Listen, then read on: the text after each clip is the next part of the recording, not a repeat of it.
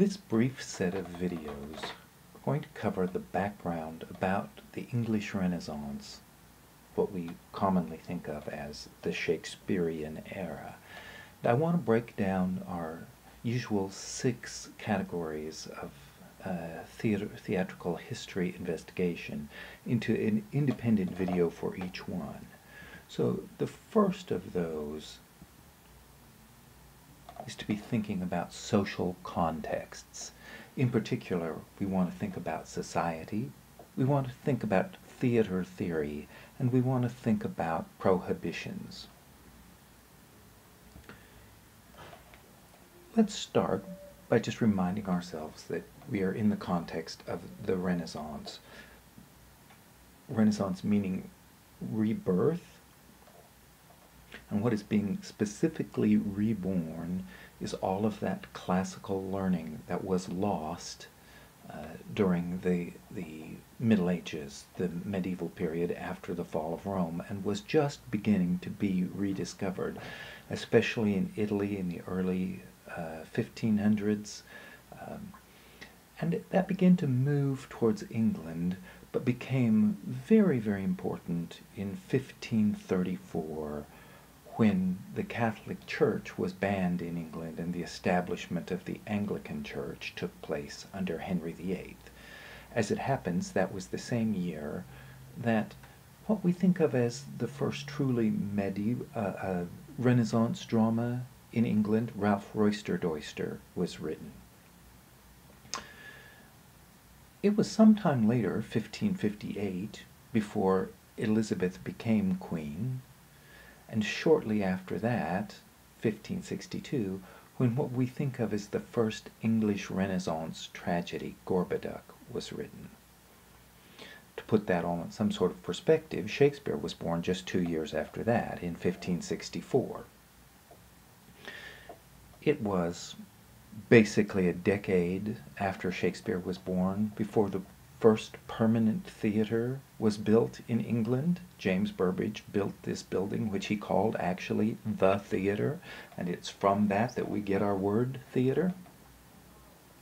A year after that, boys' companies began performing in London, which was really established the apprentice system. But it was in 1588 that really the decisive event of the English Renaissance took place, when Spain sailed its huge fleet called the Armada against England with plans to evade it and overthrow Elizabeth as the monarch. But a combination of better prepared English navy than the Spanish thought they were going to encounter, and some very bad and bad fortune, bad weather, destroyed the Spanish Armada, and England appeared, or England came through it, unscathed. So when we're thinking about it, we're thinking about these social conditions. We're thinking about England as a Reformation state that is becoming Protestant instead of Catholic. We're thinking about an overall secularization of society, that is, the emergence of humanism that was taking place during the Renaissance.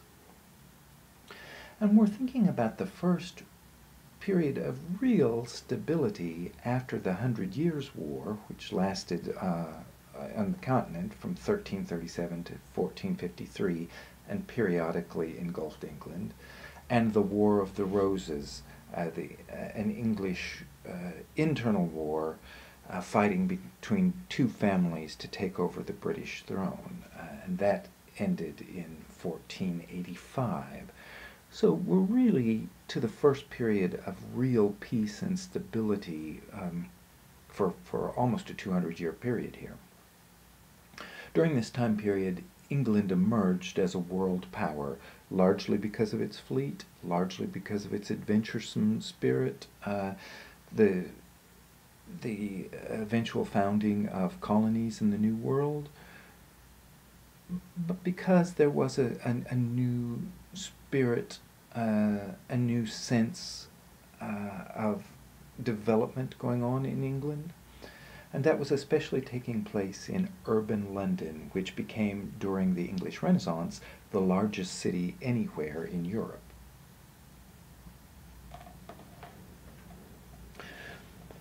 Part of the emergence of the British Renaissance was the universities, the power especially of Oxford and Cambridge. And at the universities, one of the ways which they re-examined classical knowledge is that they studied drama, particularly Roman drama. Seneca, Plautus, Terence were the models that they most understood, had most access to, and most studied. A group of men we now call the university wits were familiar with this classical drama, and the way they studied it was try to imitate it, write plays on the same themes or in the same style. But they were not very familiar with theory. They didn't know Aristotle, or knew him only slightly, and they were a little more familiar with Horace, the Roman Aristotle, but still they didn't think of him as very important.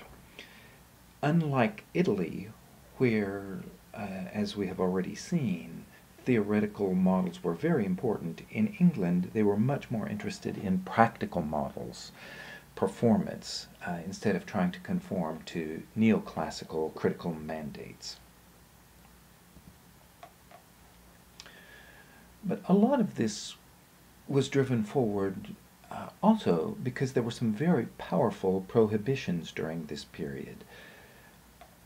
The previous dramatic forms of the medieval period had collapsed, and they had collapsed because their religious subject matter was suddenly banned. That's very surprising because England was still an entirely Christian country, but because of the Reformation, there was great worry that these medieval religious plays would call the public back to Catholicism. They were worried about this state becoming a Catholic state again, so they just banned the plays outright. The city of London was under control of a Puritan government, a group of very, very conservative and repressive city governors who thought of the theater as very dangerous, and they banned all plays. So just a reminder that the plays that we talk about now as taking place in London were really taking place all in the suburbs, just out of the control of the Puritan government. During this period, performances by masterless men was outlawed. That is, you couldn't just get together and create a theatrical troupe. You had to be sponsored. You had to have some sort of aristocratic patron. Shakespeare's company eventually came under the control of King James, Queen Elizabeth's successor, and was known as the King's Men. But during Elizabeth's period, they were largely known as the Lord Chamberlain's Men. That is, their aristocratic patron was Queen Elizabeth's Lord Chamberlain, something like we would now think of as Chief of Staff. And finally, we want to pay attention to the fact that even though women had appeared on stage during the medieval period, by and large, they did not appear on stage during the English Renaissance. There are some minor records of a few appearances by women, but they were very controversial. This was not, in fact, because it was outlawed. People will tell you all the time that it was against the law for women to appear on the stage in this period, but that's not really correct. It was more of a social prohibition, and what was providing this social prohibition was the sense that women who appeared on stage were probably Catholic. Now that's a really complicated association, but most of the women who did appear on stage in England in this period were in fact touring companies from the continent, where the women, mostly married women, members of Italian companies were in fact Catholic. So this association that a woman who appeared on the stage was a recusant Catholic was very, very frightening idea to the British. And they succeeded by and large in suppressing women's participation in the theater. So that's going to be a really important theme that we're going to trace out while we're thinking about prohibitions during this period. And that is the end of our big overview of social conditions, and we'll go on to think very quickly about audiences next.